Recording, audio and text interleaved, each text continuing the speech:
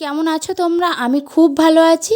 আর আজকের আমি চলে এসেছি বাপের বাড়িতে এবং আমি আর আমার ভাই চলে এসেছি কেনাকাটা করতে মাম্মামের জন্য। তো মাম্মামের ঈদের শপিং নানির বাড়ি থেকে মাম্মামের নানু ভাই আর মাম্মামের মামা কিনে দেবে।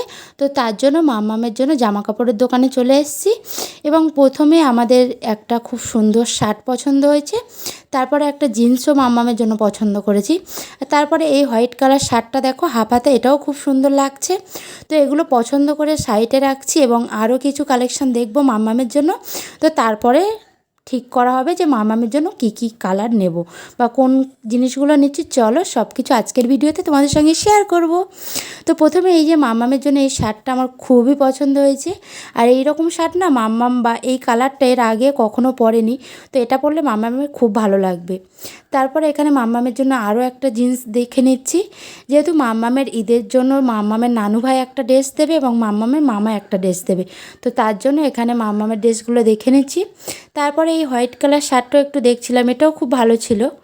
তারপরে এই আকাশি কালার শার্টটাও দেখছিলাম, কিন্তু এগুলোর থেকেও প্রথম যেগুলো দেখেছি সেগুলো একটু বেশি ভালো লাগছে। চলো এগুলোকে সাইড করি এবং যেগুলোকে নেব সেগুলো একটু তোমাদেরকে দেখিয়ে দিই।